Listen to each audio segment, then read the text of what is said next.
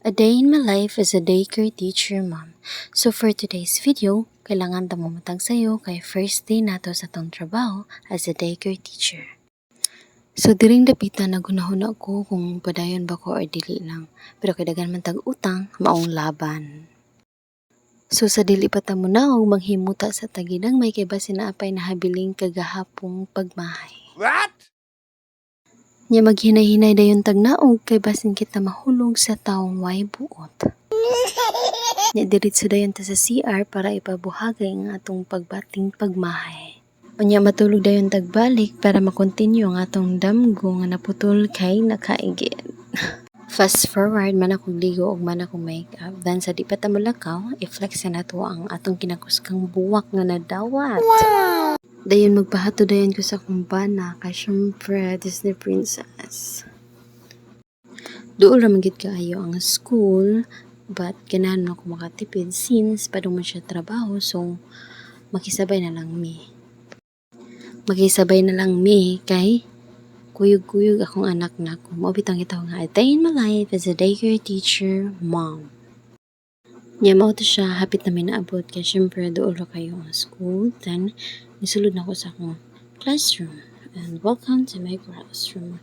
Then fast forward, wala ko yung video sa akong first class. So din napita kay ting paniud to na. Samtang nagkaon ko, nagunaw na ako kung ngayon ba ko nga pagkamaestra, angay mako sa akong mga estudyante.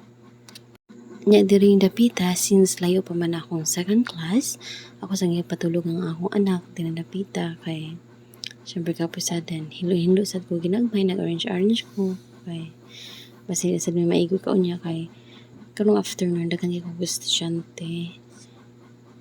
Nya akong gi-arrange akong table kung asa gyud ang ayan nga ibutang kay karong hapon daghan siya kay kong estudyante.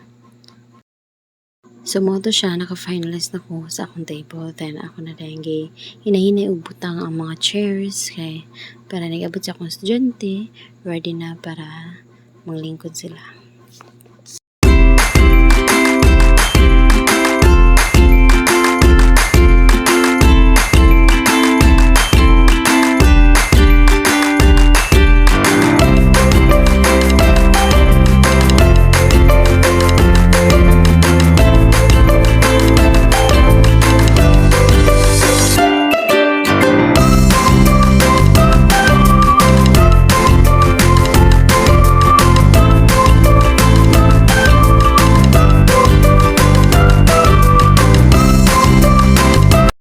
Nya mao ni siya gitawag nga daycare teacher mom kay human naman na tong klase. Then atong i-flex ang room after sa class. So mao ni siya guys, mao na siya gibagyo. Since nahuman na ang klase niya, birthday na tarong adlaw, so mag-celebrate together with my friend Michelle. Nya magsamgyup ta for today's video. Kay bobo mo guys nga wag gid mi nagsugod og luto ug wa mi giinan sa crew nila. Nagsigra mig paabot niya kay nanabi na sa mong tubangan ang pork. Then mauna na siya. Mauna siya. Then that's kimchi. Nya nagluto-luto dayon ko pa as if nga wala na uwaw.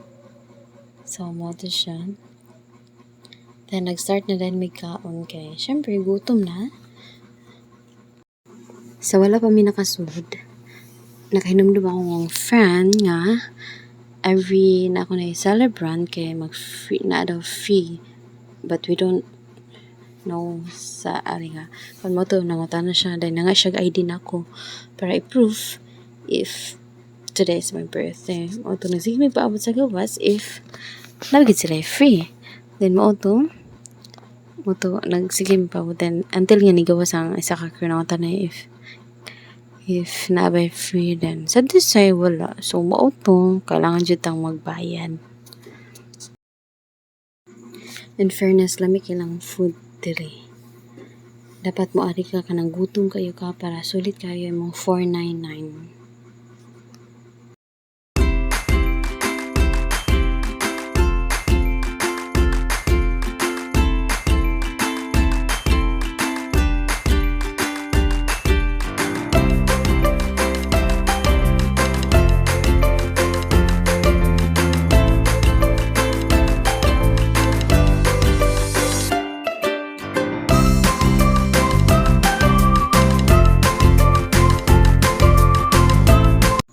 Nya nagkatawa jud ko diring dapita kay abi na ko para ako para di sa kong atbang.